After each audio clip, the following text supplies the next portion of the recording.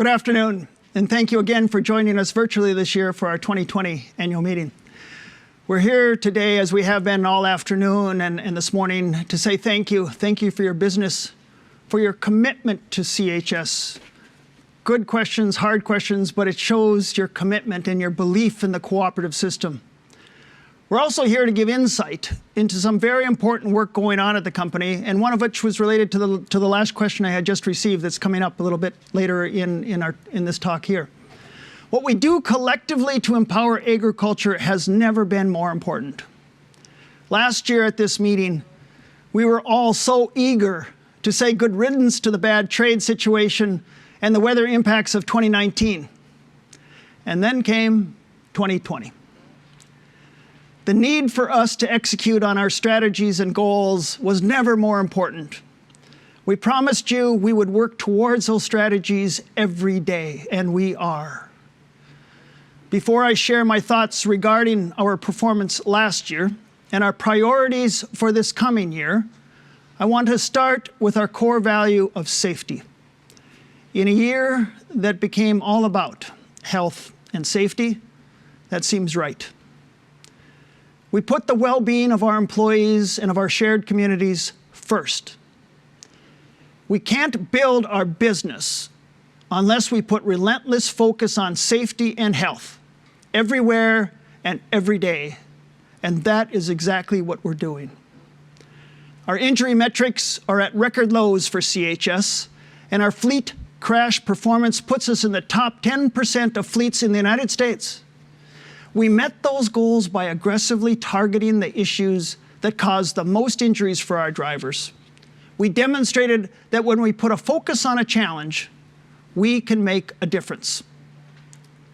That focus was evident as we faced challenges and seized opportunities throughout our company. When the doors to China cracked open this year, the demand for grain jumped around the world. And that jump benefited you, our owners. It meant your products were again moving to feed the world and moving at a higher price, too. In fiscal year 2020, the United States shipped 16% more soybeans to China than it did in fiscal year 2019. And fiscal year 2021 is off to an even better start. Market demand has increased, that's for sure. But that's only part of the story. The trade changes I just referenced demonstrated the benefits that can come with working with a cooperative that was ready to act quickly when trade began to resume. Even before we knew when trade would begin inching back to where it was, we met with and collaborated with certain grain customers to earn more of their business. You've heard about that work by all of our businesses at our owners' forums that we've held. And I've spoken to that strategy often. That growth in our business together with local cooperatives is benefiting farmers. In some cases, we have moved more grain for those cooperatives in the first 2.5 months of this new fiscal year than we did in all of fiscal year 2020. We built on our strategy to be your first choice also by focusing on how we work more efficiently and effectively across our entire agronomy platform. The overall crop protection industry saw growth of just a couple percent per year nationally. At CHS, we had a 12% growth in our crop protection products. However, the fall fertilizer season during our fiscal year 2020, so think of it a year ago right now, it was very poor. It was late and it was wet. The good news is that during the fall that we just completed, which is part of our fiscal year 2021, we had the strongest fall fertilizer season we've had since 2015. We found efficiencies across the business that reduced costs. But it's more. It's more than just being cost-driven. These efficiencies make us a better company, and we can better operate in this difficult environment. But we can't stop at efficiencies. We have continued our commitment to innovation and growing with customers. We were awarded a patent on Levisol, a crop protection product that helps plants access more phosphorus and in turn have better yield. We've paired our investment in agronomy with our investment in technology to bring you a full suite of crop protection products. Last year, we pledged we would bring a tighter focus to our customer experience using technology, and we have. We focused on moving from a transaction-based sales model to a more collaborative, trusted partner model to increase producer value per acre with tools like Agellum. We recently added proof of yield and online payment functionality to allow for easy payments. Proof of yield allows my CHS users to see a report that summarizes all deliveries. And improved My CHS allows you to sell from the digital platform.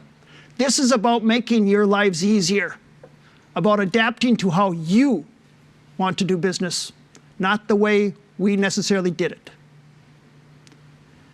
We continue to improve our online presence through enhancements to the energy control room, one of our first technology improvements. That control room is a digital platform that customers use to manage their energy business through My CHS. Identifying and aggressively leaning into our strategy to transform the business to unleash the enterprise is one of the primary drivers behind our adoption of lean across CHS. Lean. Lean is a process of identifying better, more efficient ways of getting work done and eliminating waste. Waste in time, waste in money. We've seen some incredible successes at our ethanol plants and by our team at Myrtle Grove. It's about being better tomorrow than we are today, and about being relentless and not counting on markets and margins somehow to just magically get better. The focus on efficiency and energy became even more important as we navigated the challenges that industry faces. In my 37 years at CHS, it's a long time, we've seen demand for refined fuels go up 3% or down 3% in the past. And that 3% one way or the other made a significant difference in our performance. But the industry found a way to navigate through that kind of a band. This year, as Olivia mentioned, we saw the energy demand and market drop due to COVID-19. Airline travel, daily commutes, road trips, all dropped in the last half of our fiscal year.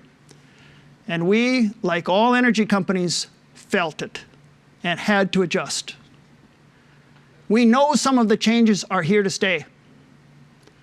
We will focus on what we can control: efficient operations and collaboration across our enterprise.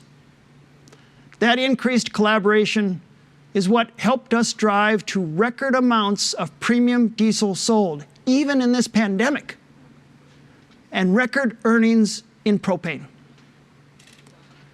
Our need to compete in this environment in the industries that we operate in has never been more paramount. Conditions are tighter for everyone.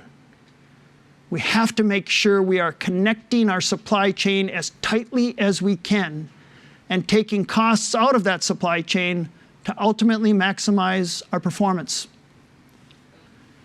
Our strategy to evolve our business is top of mind as we build our sustainability efforts. We're focused on economic viability, environmental stewardship, and community well-being. We know that the world's growing focus on climate change means increased emphasis on carbon emissions, on reduced consumption of fossil fuels, and on increased use of electric vehicles and alternative fuels. It also drives increased attention on how climate change affects plant and animal production. We believe the journey towards more energy efficiency and lower carbon emissions is not going to turn around. But policies and politics will they'll likely impact the speed at which we go down that road. We believe we're not going to be out of the refined fuels business anytime soon, but it certainly will mean change. It's a good thing we're used to that around here. We've been adapting to and creating energy-saving projects for almost 90 years. And we've been part of the renewable fuels business for the last 40 years, including back when it used to be called gasohol. Rural America will need us to help power it for a long time. But most likely, the world is going to use fewer fossil fuels, and we need to be able to compete. We will continue to invest in our refineries, not to make them bigger, but to make them more efficient and help us remain competitive in the marketplace. We know we must identify priorities that help us anticipate and build for the opportunities that come with this changing marketplace. As we look forward to 2021, the year that we're just beginning, we have identified 3 priorities that will help us face those opportunities and challenges head on. Not surprisingly, our first of 3 priorities is caring for the people who depend on us, our owners, our customers around the world, my fellow employees, and the communities in which we live and where we work. In fiscal year 2020, we collaborated with other regional cooperatives to support recovery efforts from the destructive storms in Iowa. We supported cooperatives such as Farmers Cooperative in Dorchester, Nebraska. I bet they didn't know they were going to get their name mentioned today. By providing matching grants through our Seeds for Stewardship program for rescue and recovery in grain storage units through its local fire department. Our second priority focuses on protecting our financial health, and we just spent some time talking about that in the questions and answers. In March and April of our last fiscal year, we took steps that would help us maintain our solid financial foundation as the pandemic started to impact the United States. As you heard Olivia mention, we identified sustainable cost savings and reduced capital spending immediately. And we exceeded those goals that we set. And this year, the year that we're just beginning, we identified additional cost savings and steps to improve cash flow. Steps that will make CHS a better company. And the environment demands it. I spoke of the need for innovation earlier. Our third priority focuses on that, on changing how we run our business and the many steps we take to get products to you by reimagining the business model. We will focus on the structure of our operations and identifying efficiencies.